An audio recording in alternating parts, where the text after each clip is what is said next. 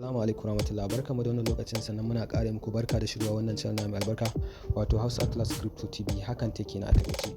To wannan bidiyo ne da muka tsara shi specifically domin mu bayanin wasu abubuwa muhimmai a exchange na OKX. Duk da dai su wannan abubuwan suna da alaka da irin duk wata dai irin centralized exchange, kusan abubuwa ne wanda suke da kamanceceniya da juna. Bi ma'ana anan shine abin da zamu yi magana anan kusan za a iya cewa a Binance ma an kaje kusan irin sa ɗaya da nan din, sannan kuma a KuCoin irin sa ɗaya da nan. So alfanun hakan shine in ka kalla so ɗaya ma insha Allah ba sai ka aji an koya ma wancan din ba. So abin da yake faruwa nan gashi mun dan yi depositin na 36.35 USD wanda muna so mu trading ne. So amma kuma kamar da ake gani nan shi wannan OKX din yana kan light mode ne. Shi kuma wannan light mode din gaskiya kusan yawancin functionality da abubuwan da ya kamata a ce trader ya yi amfani da su babu su anan. So abin da ake da farko sai mutum ya je saman nan kan layin nan na sama gashi nan layi na bangaren hannun hagu kenan, daga sama sai ya zo nan gashi nan inda suka rubuta switch to promote. Kana danna insha Allah zai kawo mu kan babban screen ta yanda zai bamu abubuwa yanda za mu yi trading din mu cikin kwanciyar hankali ba tare da bata lokaci ba. So kamar yadda ake gani a screen din ya rike ya koma kamar dai irin na Binance nan, sai dai akwai dan bambanci ta nan yanda zamu ga gashi estimated total value kudin da muke da shi akan wallet din mu ta shi kan wannan exchange din gashi nan 36.34 USD, wanda kuma ta haka ne zamu iya samu mu duk abin da muke so da su. So da farko idan kai depositin kudin ne, mostly in mutum ya depositin kuɗi suna zuwa ne a funding wallet. Shi kuma funding wallet din nan mutum ba zai iya yin trading da shi ba har sai ya ji yayi transfer ɗinsa ya koma trading section kenan. So kamar da ake gani nan gani akan wallet ɗina ta kan wannan exchange din gashi kuma 36.33. So nan da a ce zan je in ce ina so in siyi wani coin din zan ga 00 dan kuɗin suna kan funding account ɗina ne, ba sa kan trading account ɗina. So yanda zan yi in matsar da su can inda zan yi trading din, sai in zo nan gurin gashi inda aka rubuta transfer, daga nan gurin nayi cycle ɗinsa sai mutum ya danna shi. Kana danna shi zai kawo ma inda zaka zaɓi wannan. So kamar yadda ake gani gashi nan ya kawo ni nan gurin, sai in yi selecting ɗin crypto, kuma wanda gashi nan ma already ya yi min selecting ɗin USD tunda dama yana da terminal ɗin crypto ɗin da kake da shi da yawa akan wallet ɗin naka, sai ma selected ɗinsa automatically. So gashi nan USD ne da ni guda 36 kamar yadda ake gani ga banan sun yi a nan gurin. Ina so in fitar da shi daga account ɗina na ajiya zuwa account ɗina na kasuwanci na trading kenan, sai in ce transfer all. Sai in na danna transfer all zai tafi har 36.355 duk dai ga su na hau wannan yan kwabo din, sai in yi confirm. So ina yin confirm din nan insha Allah gashi nan ya rubuta min transfer successful, sai in yi back in dawo nan. In na dawo nan kamar yadda ake gani zan koma kan kawai bari in ce zan koma kan trade.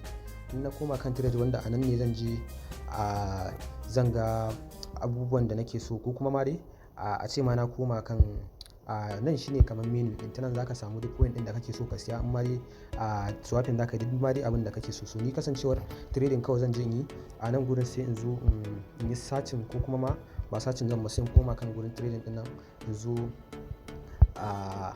nan gurin ko kuma ma bari mu koma kan nan din discover mode din.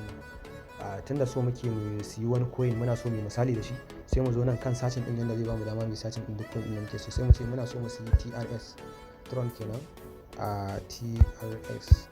So Tron ya kawo mana Tron wanda gashi nan mun yi selecting din Tron din /USDT. shi wannan abin da ya saka mana slash nan zamu zaba saboda shine trading pair ɗinsa, wanda ba lalle ne zaman USDT din ba, zai kawo different trading pairs da haka. So gashi nan yanzu ya kawo mu inda trading zamu yi, sai mu danna nan inda suka sa trading.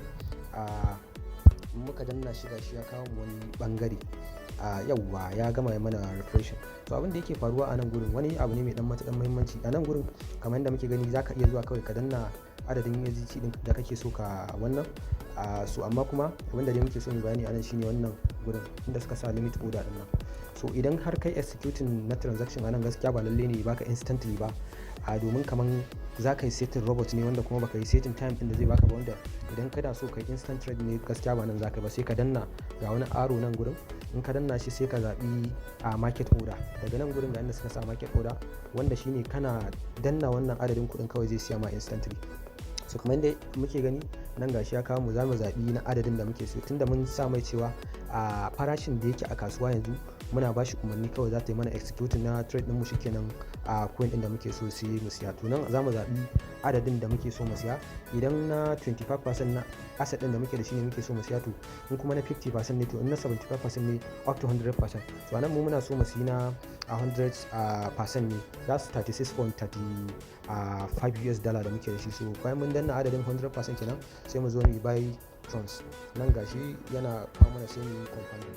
So kamar yadda ake gani ga order din har ta yi successful, wanda kuma da a nan gurin a cikin wannan jerin da muke da su, wannan in ka zaɓi wannan limit order din za mu ga instead of a nan kaga kawai ya bamu za mu zaɓi 100%, to da za a ce za mu koma mu zaɓi wannan limit order din wanda yawanci shine kamar default setting, dole sai mutum ya je ya canja shi, saboda in ka buɗe ta da farko a wannan order din zai zo masu, in ka zo ba kuskure ka zo ka danna shi gaskiya ba zai sayan ma instantly ba.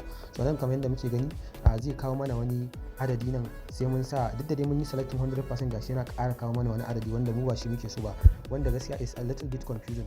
So as a shawara dai kawai mutum ya zaɓi inda ka samu shiga order din, inda kana so insha Allah zai ma executing insha Allah. Kuma a bidiyon mu na gaba za mu zo mu yi bayanan su dukkan waɗannan order din, saboda kowanne daga cikin nan yana da nasa amfanin, ya danganta da mutum yanayin trading din da yake so yi da kuma yanayin asset value ɗinsa, wato yanayin adadin kuɗin da yake so ya sa. Saboda idan ka zo ka ce za ka yi amfani da wa'ancan wani order din ka sa shi, idan har kuɗin ka ma bai kai ba, so gaskiya za a iya cewa ba riba, sai dai ma ya zama waste of time. So ubangiji Allah ya bamu sa'a. Wannan dai dan takaitaccen bidiyo ne da muka shirya sakamakon dan korafe da mutane suke akan yanayin yanda ake abubuwa din. Insha Allah za mu zo mu bayani akan wancan order din da suke, wanda suna da matuƙar muhimmanci. Muna fatan za ku yi mana subscribing da liking din wannan bidiyo, mun san za ku yi. Mun gode, sai kuma wani lokacin.